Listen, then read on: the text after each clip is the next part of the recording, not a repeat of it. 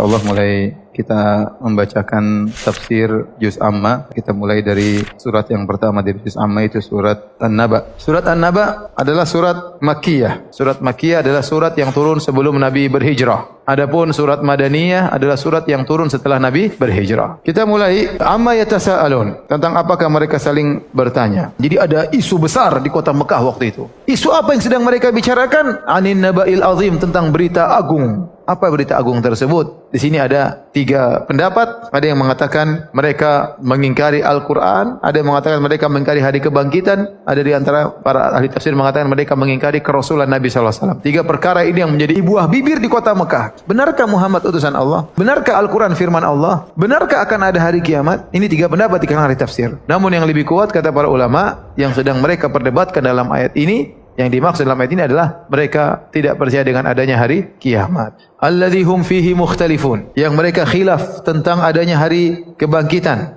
Ada yang menyangka hari kebangkitan tidak ada. Ada yang mengatakan mungkin ada hari kebangkitan. Dan yang benar adalah kaum muslimin yang meyakini adanya hari kebangkitan. Kata Allah, kalla saya'lamun. Kali-sekali tidak benar persangkaan mereka bahwasanya hari kebangkitan tidak ada. Mereka akan tahu. Summa kalla saya'lamun, dan sungguh kemudian mereka akan tahu adanya hari tersebut. Kata para ulama, kenapa orang-orang kafir Quraisy tidak mau percaya sama hari kiamat? Karena konsekuensi dari perkara hari kiamat, mereka akan dimintai pertanggungjawaban oleh Allah, dan mereka tidak mau. Kenapa mereka tidak meyakini? Karena syahwat mereka. Jadi syahwat itu mempengaruhi keyakinan apa? Seseorang. Kemudian Allah berfirman setelah itu, Allah jelaskan tentang kekuasaan Allah. Jadi kalau kita belajar tafsir, kita bagi surat itu menjadi beberapa paragraf. Paragraf pertama sudah selesai. Amma yatasaalun 'anil naba'il 'azim alladzi hum fihi mukhtalifun, kalla saya'lamun, tsumma kalla saya'lamun. Sudah, 1 paragraf. Sekarang paragraf baru. Allah jelaskan tentang keagungan Allah Subhanahu wa taala. Alam naj'alil arda mihada. Bukankah kami telah menjadikan bumi hamparan? Mihada dalam sebagian qiraah dibaca dengan mahdan, yaitu kasur yang disiapkan untuk bayi agar bayi tersebut tidur di atasnya. Jadi bumi itu diciptakan Allah dengan fasilitas Allah siapkan. Ada gunungnya, ada sungainya, ada pohon-pohonnya, ada bahan tambangnya yang dibutuhkan dalam kehidupan manusia. Seperti bayi yang lahir sudah disiapkan apa? Kasurnya, tinggal ditaruh, enak. Kemudian wal jibala autada, dan bukankah kami telah menjadikan gunung-gunung sebagai pasak? Autad cara bahasa artinya pasak.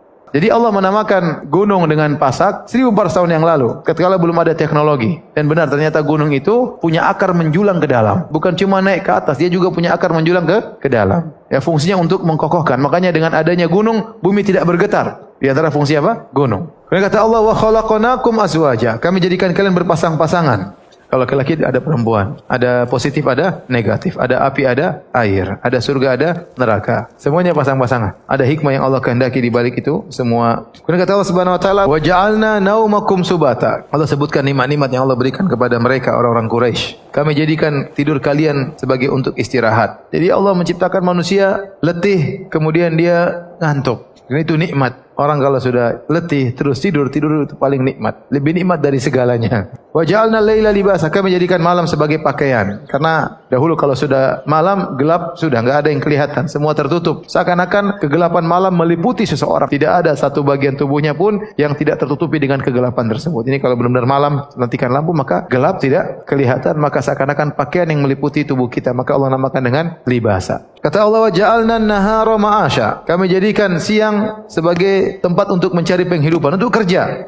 Makanya ya, cara alami bahwasanya malam adalah tempat istirahat, siang untuk tempat apa? Kerja. Kalau ada orang yang membalak-balikkan aturan ini, malamnya kerja, siangnya tidur, pasti tubuhnya enggak enak. Meskipun dia tidur siang sampai 6 jam, 7 jam, tetap badan tidak enak. Kenapa? Karena dia menyelisihi aturan yang Allah bikin. Aturannya malam istirahat, siang apa? Kerja. Kemudian kata Allah Subhanahu wa taala, "Wa banaina fawqakum sab'an shidada." Dan kami bangunkan di atas kalian 7 langit yang kokoh. Subhanallah ya. Ini yang kita lihat baru langit pertama, belum langit kedua, belum langit ketiga, belum langit ketujuh. Betapa luasnya alam semesta ini, betapa kecilnya kita ya. Kata Allah Subhanahu wa taala, wa ja'alna siraja wahaja. Kami jadikan pelita yang amat terang, itu matahari. Kata para ulama, wahaj itu artinya sesuatu yang panas. Del bahwasanya matahari itu mengeluarkan panas. Kemudian kata Allah, wa anzalna minal mu'sirati ma'an sajjaja. Dan kami turunkan dari awan air yang banyak tercurah. Mu'sirat adalah awan yang hitam. Tidak dikatakan mu'sirat kecuali awan tersebut sudah hitam. Setelah hitam baru kami turunkan air hujan. Dan ini semua adalah kekuasaan Allah Subhanahu wa taala.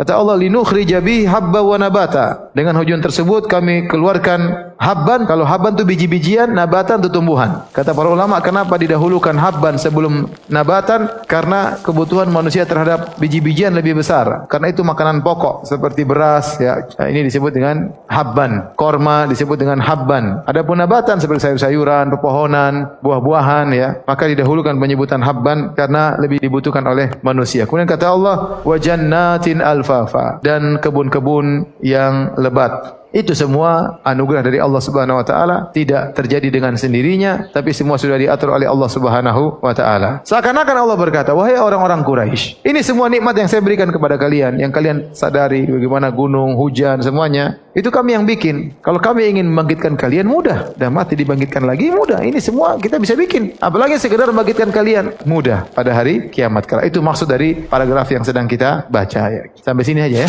Nanti lanjut lagi, ya. Subhanakallah bihamdik, asyhadu an la ilaha illa anta, astaghfiruka wa atubu ilaik. Assalamualaikum warahmatullahi wabarakatuh.